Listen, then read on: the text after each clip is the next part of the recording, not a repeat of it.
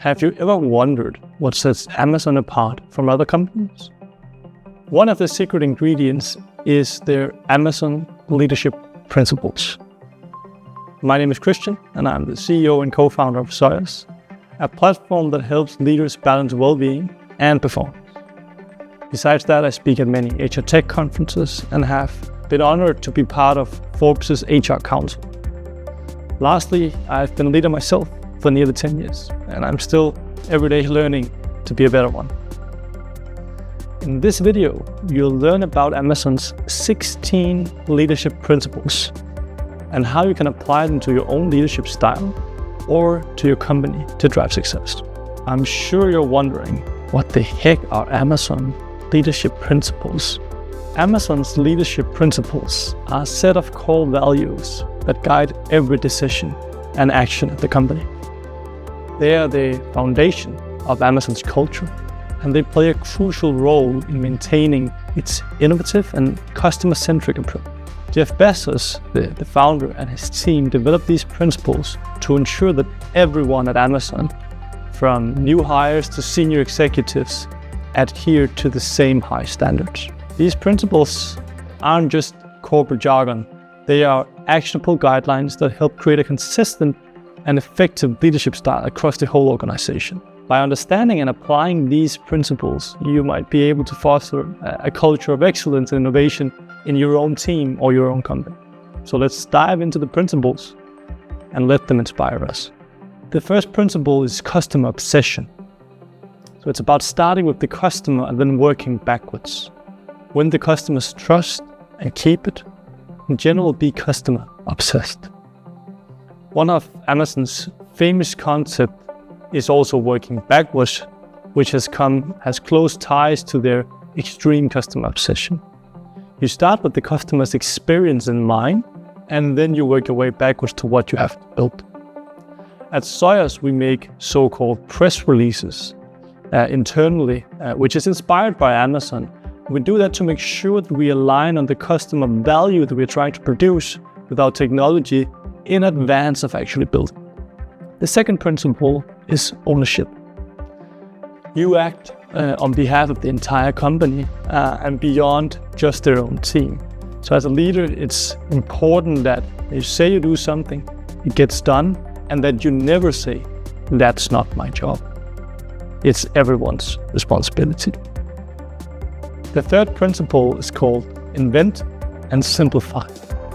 So as a leader, you are expected and required to innovate and drive inventions from the team that you lead, and to always seek to simplify things. Furthermore, leaders are expected to look outside, externally, for the great things that others invented that the company could potentially learn from and implement as well. The fourth principle is called leaders are right a lot. So you have a strong judgment, a good instinct, but remember to seek diverse perspectives and to work to disconfirm your own beliefs. The fifth principle is called learn and be curious. You're never done learning. You should always seek to improve yourself as a manager at Amazon. So you have to stay curious about the new possibilities and act to explore them. The sixth principle is called hire and develop the best. So you need to try to raise the performance bar with every hire and promotion. So you need to recognize exceptional talent when you see it and willingly move them throughout the organization. An example of that is the bar raiser program that Amazon is famous for. They train people internally to be part of the bar raiser program for recruiting new people. The criteria is that new hires need to be better than 50%, half of the existing people in that role, because otherwise the average quality of people in the company would be lowered once they started.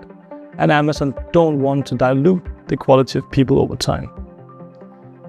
People are selected for the bar raiser program and then trained, furthermore certified, to be part of recruiting people to ensure this extreme level of quality in hiring. They have a very stringent process to remove biases and to ensure the best fit for the role is ultimately hired. The seventh principle is insisting on the higher standard. So you need to continually raise the bar and drive your team to deliver high quality products, high quality services and processes. Many may think they need to think that your standards are unreasonably high, because that's the level it has to be for you to comply with this principle.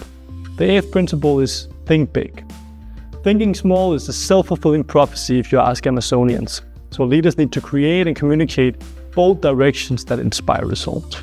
The 9th principle is called bias for action. So speed matters in business, and many decisions and actions are reversible and do not need extensive study if you ask Amazonians. Let me give an example of something Amazonians use. It's asking yourself if this is a one-way door or two-way door decision. Meaning, can we go back, or is this a decision that is non-reversible? Have we stepped through a one-way door? Decisions that are impossible or at least very hard to reverse should be extremely well thought out, whereas decisions that can be reverted tomorrow demand much less research. So they want a bias for action in those cases. Principle 10 is called frugality. So that is about accomplishing more with less, seeing constraints and embracing them to inspire resourcefulness and invention, getting things done without necessarily the amount of headcount or budget or resources in general that you thought you might need. The 11th principle is earning trust. So leaders need to listen attentively, speak candidly, and treat others respectfully. So they need to be also self-critical and make sure that they are actually being a good team member. The 12th principle is called dive deep. So leaders operate at all levels in Amazon. They stay connected to the details, and they need to audit frequently. So no task is beneath them. You don't just stand on the sidelines and direct. You are a playing coach always. The 13th principle is called have backbone. Disagree and commit. So leaders respectfully challenge decisions when they disagree, even when doing so is uncomfortable or exhausting. But once a decision is determined, everyone commits fully. The concept of disagree and commit has been popularized by Amazon actually, especially through Jeff Bezos.